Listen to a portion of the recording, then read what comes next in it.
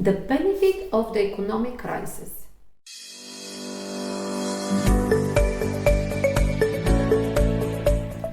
Hello and welcome back to my channel. My name is Antonetta and it is nice of you to join me today.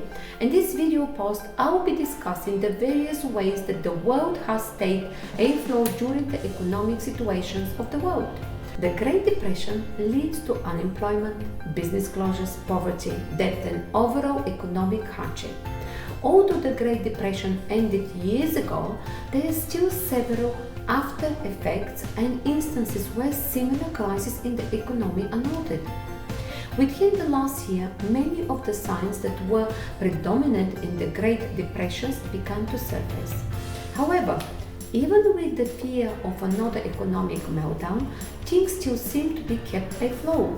A lot of businesses around the world are suffering, but some are thriving surprisingly.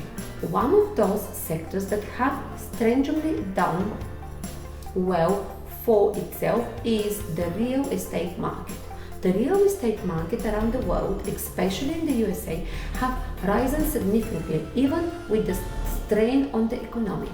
A second sector is the business and corporate entities.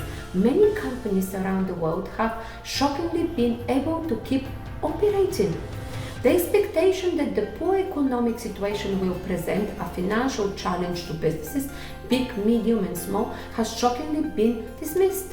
Absolutely no search has been recorded around the world on the bankruptcy of companies. On the other hand, a record of decreased bankruptcy claims has been noted around the world. The stock market has also thrived well within the economic battle. In the last few months, the stock market has seen a sturdy rise of around 30% in profits and investment. Everything seems to be doing on as fine as if the economy was doing excellently well. However, experts have said that we are experiencing an economic situation second only to the Great Depression. This contradiction is our topic of discussion today. How the economy has stayed safe. Government debts are one of the first global steps that have kept the entire world stable.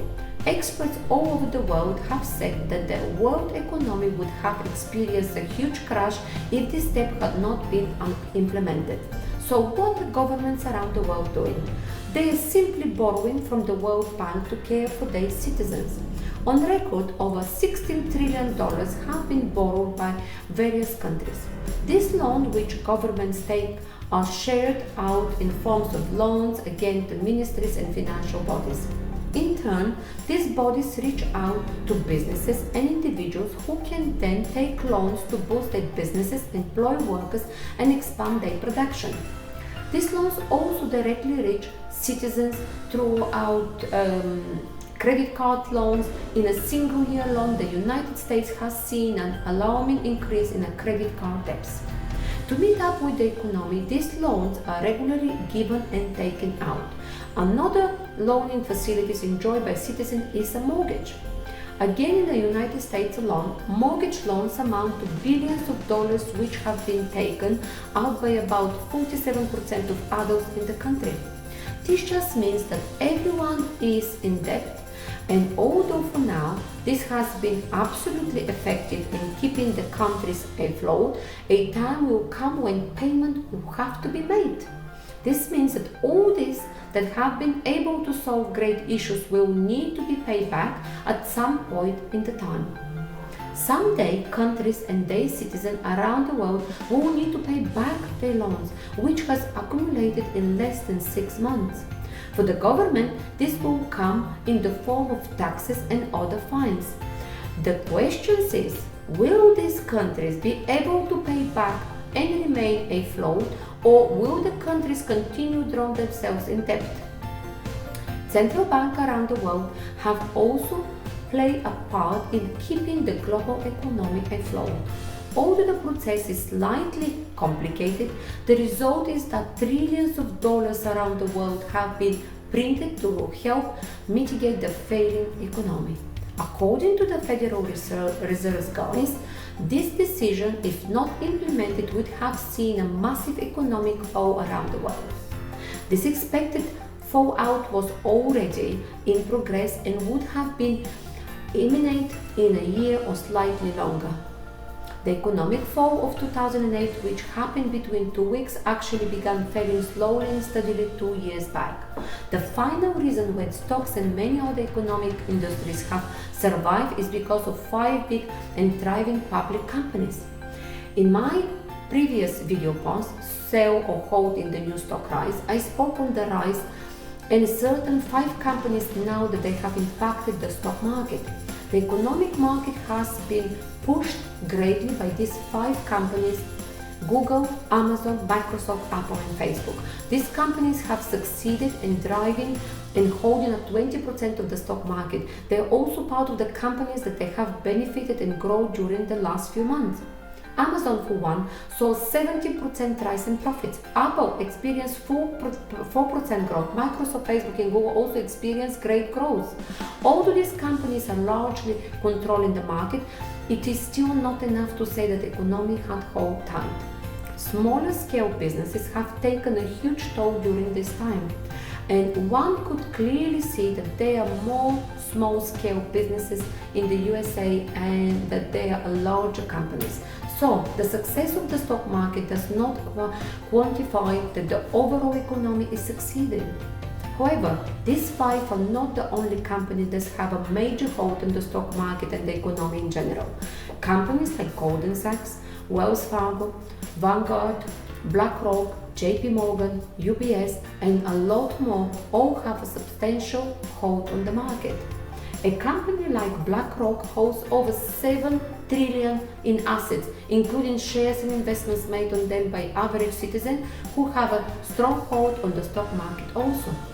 This generally means that the economy and the ordinary people are kept afloat and happy as long as companies like BlackRock can remain bullish in the stock market. In conclusion, I want to say what all this means is that the economy is not reflected fully on the stock market. The success of big companies does not reflect on the success of smaller companies. The greatest of all is that the government debts worldwide are the major reason why the world economy is still afloat. Thank you for staying to this video. If you found it useful, be sure to share, like it and comment. Do not also forget to subscribe to my channel and to get the latest of what I have to offer. Although the world is experiencing a really worrying state in the economy, we have somehow managed to stay afloat. We talk about the various steps made around the world to keep the economy active even in the toughest moments. Thank you for staying with me. It has been a thrill having you.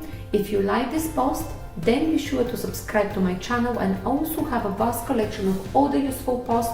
To be sure, you can just scroll through and you can find many other links. What do you think about that current situation now? What is your experience? Please do not hesitate to share your thoughts, your ideas, your experience with me and everyone else in the comment section down below. I always love hearing from you. If you enjoyed this video and would like to watch more about the subject in the future, please let me know by sharing it with your friends. I put a lot of time to make these videos. If you want to see more, please subscribe to my channel. That will help me to grow my channel and I can support myself and make more videos so I can share them with you. There's a plenty of other motivational videos on this channel about investment, motivation and business.